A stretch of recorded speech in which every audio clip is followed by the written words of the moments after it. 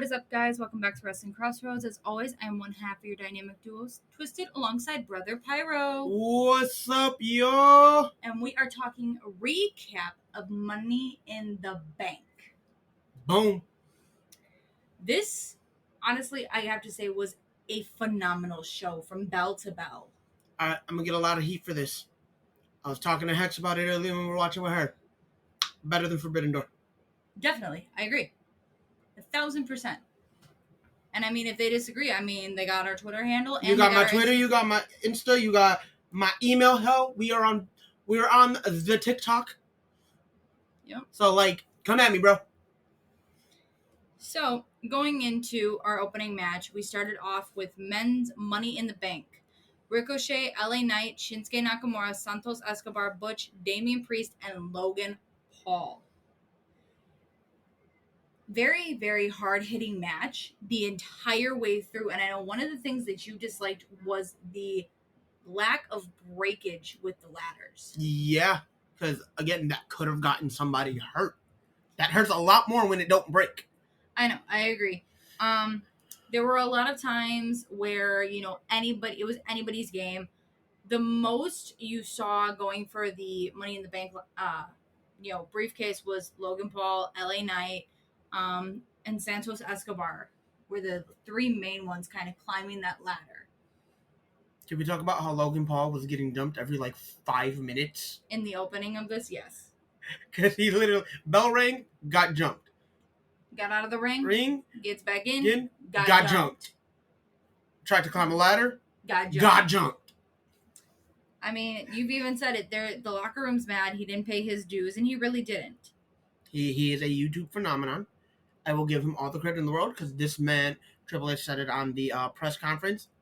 It's crazy to think that he does what he does, and it does it so well. Mm-hmm. But at the same time, if you are not cutting your teeth and you are not putting in the work, you're not going to have a lot of respect of the guys that you're working with. And if they don't respect you, they're not going to care about you. And if they're not going to care about you, that means you haven't put a price on your head, because at any given point, you can get hurt.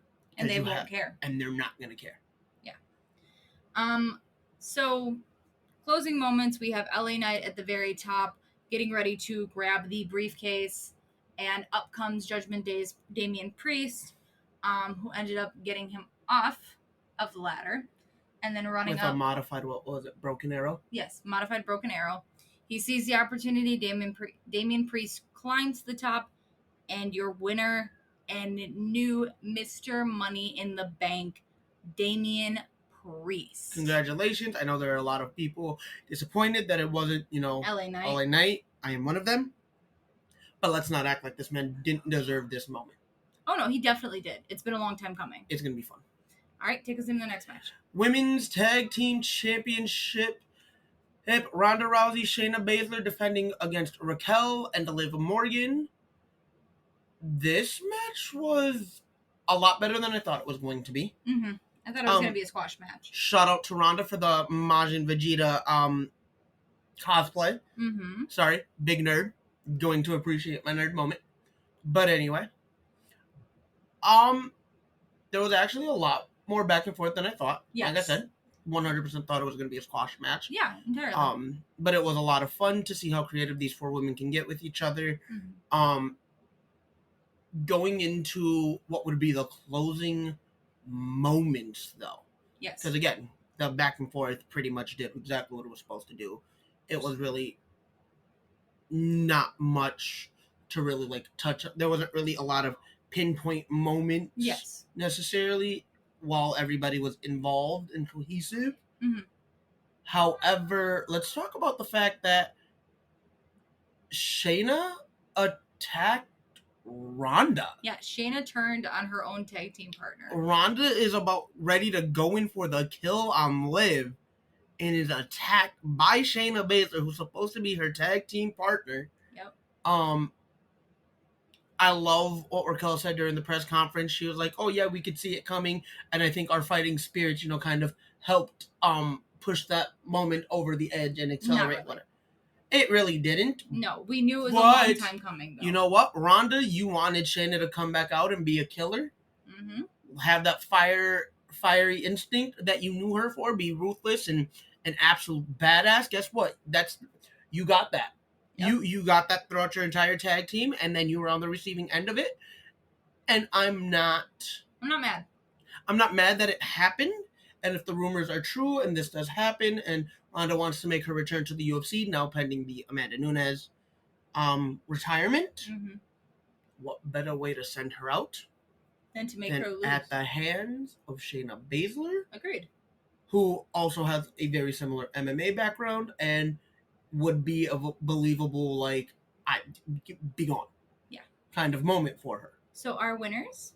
Our winners, your new tag team champions, Raquel Rodriguez, Liv Morgan. The look on Liv's face when that happened, yes. because she even said it. She's like, I had no idea how to react. Yep. You can definitely see it. Yeah.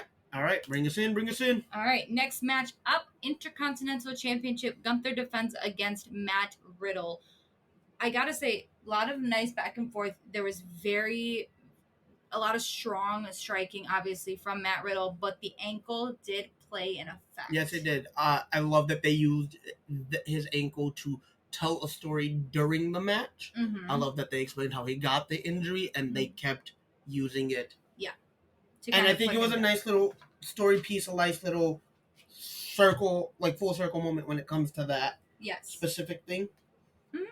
I do agree. Nice little nod. So picking up the win, actually via submission, which shocked me, was Gunther.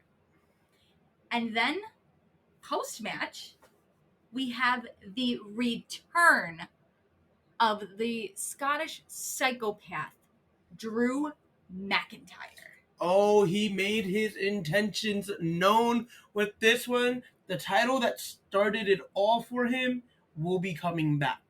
And I'm not disappointed if he's the one to take it off of Gunther. It makes sense. I love, again, press conference stuff.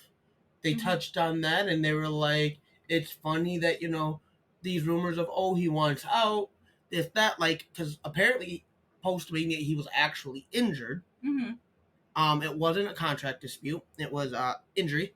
Okay. And Triple H would, call him and check up on him because, he's primarily the reason McIntyre came back to the company in the first place. Yes, most definitely. So we'll call in, check up on him, hey, how you doing? Like, want to make sure. And then they'd start talking about it and, just kind of laugh it off. Like, yo, did you see what they're saying about it now? Yeah.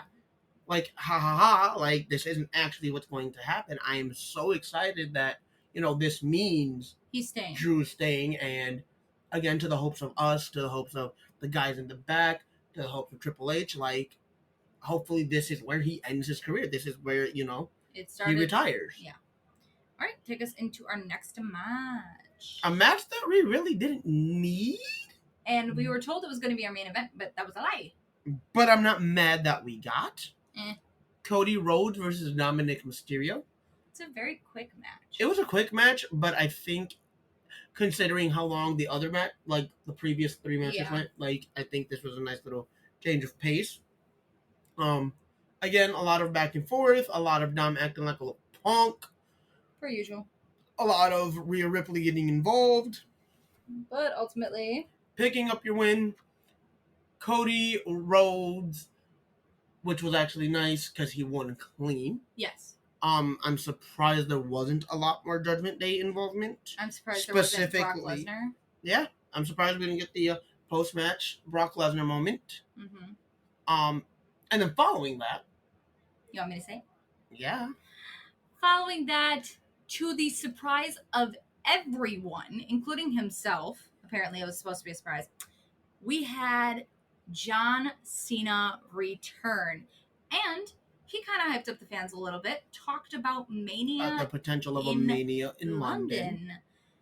And then Grayson Waller came out. Yeah. And started talking about how it wouldn't be great to have it in London. It'd be great to have it in Australia, even though they are currently pending a pay-per-view in Australia right now. The merger's kind of slowing down their timeline, though, of travel. But, they talked it back and forth. Grayson Waller was like, hey, dude, I can help you revamp your career. I can really help you because the last couple matches you had, you kind of lost. So what better to put you over and to make you pop again than Grayson Waller? He had said that John Cena doesn't have any friends. John Cena said that he did. Grayson Waller comes with a couple hits, and John Cena lays him out with the attitude adjustment, ending the segment. It was great to see. It was. Do you want to take us into the women's? Women's Money in the Bank match, which is honestly what I thought. Who's going to open the show? Yes. The man Becky Lynch, Trish Stratus. Trish Stratus. Thank you. Her lackey Zoe Stark. LWO's Zelina Vega. And Damage Control's Bailey and Io Sky. Let's talk about the funny moment during the introductions. Apparently, you were in the bathroom for this. I was in the bathroom. You were in the bathroom for this. So Bailey comes out and they announce her as representing the Judgment Day, Bailey. Wrong faction, guys. Yeah, get your ish together. It was hilarious. You want to talk about the match? But let's talk about the train wreck that was this match, because it was the definition of human demolition derby. I think they did a lot more storytelling here than they did with the men's. I will say, I think the women's ladder match was a little better than the men's. Yeah, most definitely. It was a lot of fun to see. There was more in this match that you wanted to win than the men's. The men's, it only made sense if 3 people would have won. Women's, it could have been anybody but Trish, honestly. But like the story that they were able to tell with Trish, Zoe, and Becky, the story that they told with Io, Bailey, and Zelina, even just the story that they told with Bailey and Io, the cracks coming in. Oh yeah, you got to see damage those. Control. You got to see, a little bit of storytelling with Bailey and Becky, because 2 of the 4 horsewomen. Yes. Like, you got to see a lot of play on everything and on history with this match. Trish Stratus's first Money in the Bank. Yes. First ever ladder match in her career, by the way. Okay. And what a way to have a first ladder match than a women's Money in the Bank ladder match to top it all off. It is great. Something that I will say, she did help pave the way. Oh yeah, she 100% did. Like, without... I know that's been her big thing since she's come back and turned heel was, I did this so you could have this. And it's like, yes, you did. You guys weren't given the opportunities that these girls were given. So I'm not going to say it, but, kudos to her.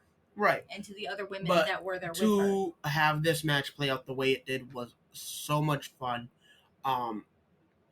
Take us into the closing moments. Let's talk about Becky Lynch. They tried to handcuff Becky Lynch to the ropes, Trish and Zoe. Yep. That didn't necessarily work. No. However, in an attempt, both Bailey and Becky. Yes. Yeah, I'm getting all my competitors mixed up. I'm sorry. There's a lot going on. So it's hard to keep track of everybody at the same time. Bailey and Becky were going up the ladder. We're climbing the ladder. Io, after Bailey had pushed the ladder over on Io as she was climbing, they go to climb. Io finally recovers from the fall. She sees that, there's still one half of this handcuff, still unhooked. Yep. Through the ladder, handcuff the 2 competitors together, climb over Bailey. Your winner, new Miss Money in the Bank, the Genius of the Sky, Io Sky. Beautiful. Absolutely beautiful. Now, going into our co-main event, we have the World Heavyweight Championship match. Seth Rollins defends against Finn Balor, 7 years in the making. As Seth Rollins has said it, one of us got better, one of us got bitter. And you know what? You see who was who. Yep. Even in the build-up. Even during this. A lot of storytelling, a lot of back and forth. They really... Finn Balor really did play to the injury on Seth's ribs. Oh yeah, the fact that they used that to tell the story in the match was great. Just like earlier in the night, Riddle and Gunther. Yes. We get further on into the match. Obviously there's going to be a lot of animosity, a lot of back and forth. So not much to say on it. It just kind of looked like a replay from SummerSlam 2016. So we get to the end of the match. Damien Priest comes out to kind of play some mind games with Seth Rollins. Helps Finn kind of get out of a pin that was already happening.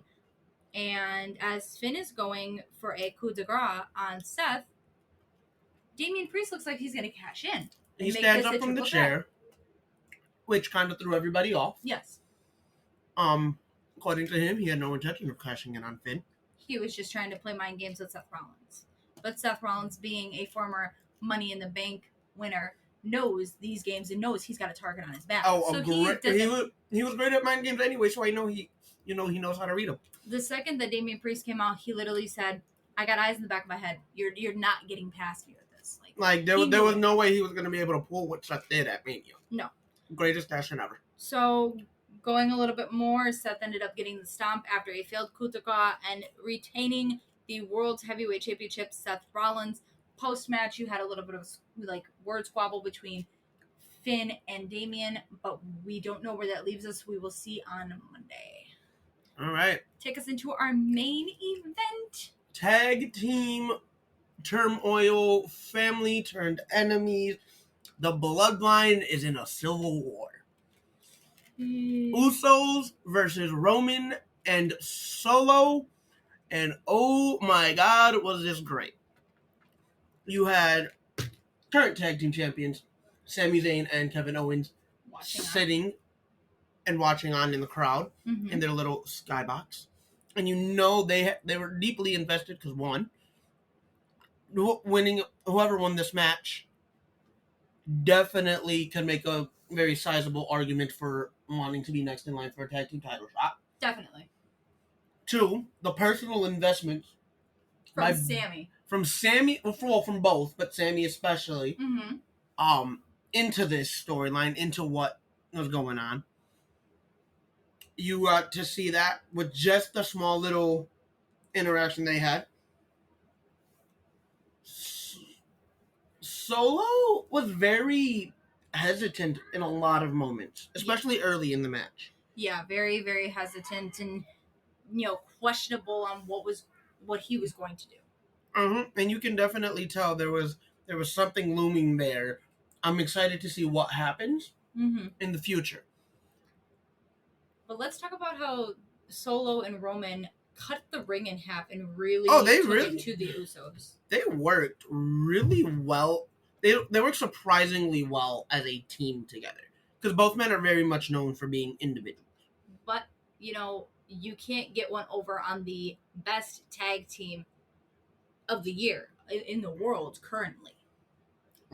Think about it. They have literally been together since day one, right out the womb, separated by a mere few minutes. Yes. Sorry, Roman. It's what it is. These guys have been together since day one. Hence the theme song. Day one-ish. So, you want to take us into the closing moments of this match? Oh my God! After the train wreck of beating each other the hell down. After the ref was knocked out, which we knew was going to happen because it's a Roman Reigns match. Solo's miss of the splash to put Jimmy through the table. Yes. Which took out Solo for a good majority of this. Yep. They knocked out the ref. They finally, Roman finally gains the upper hand. Surprisingly, Solo comes through. So, they regain the upper hand. Thank you. I cannot speak to that. And Do you just want me to take the rest of this? No. Ref conveniently comes to. Just saying. About as quick as The Undertaker couldn't get in the ring this quick enough. No. He got in the ring about as long as The Undertaker took to get to the ring. Yep. Entrance was slow as hell. Hell is the set. Finally comes through. Roman with the pin. 1, 2. Kick out in a fashion that we've seen Roman do before. Through the legs. Low blow, but can't really confirm that it's a low blow.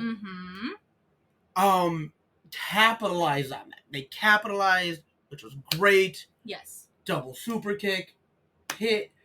Uso splash. Double super kick to him. Double super kick to Solo who came up on the ring apron. Uso splash by Jey. And for the first time in 3.5 years. Since December 13th, 2019. 15th, 2019.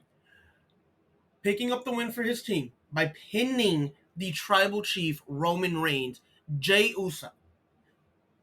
That's, Usos win Bloodline Civil War at least this round. yes. It's absolutely beautiful, and it's very storytelling that Jay was the one to pick up this win. Oh no, I think it meant more for the fans and for the people involved that it was Jay. Yes. Because if it had been anybody else, I don't know if it had been Jimmy if it would have been Solo, as impactful. No, definitely not. But that is the end of our Money in the Bank. When do we come to you next? August 5th. No, July 30th. NXT's Great American Bash. All right, and we will be back here for that with our new intro for NXT. I'm excited for that one. Oh, yeah. So that is it. You guys have a lovely, lovely holiday. I hope you guys enjoyed the show. And we will see you on July 30th. Laters.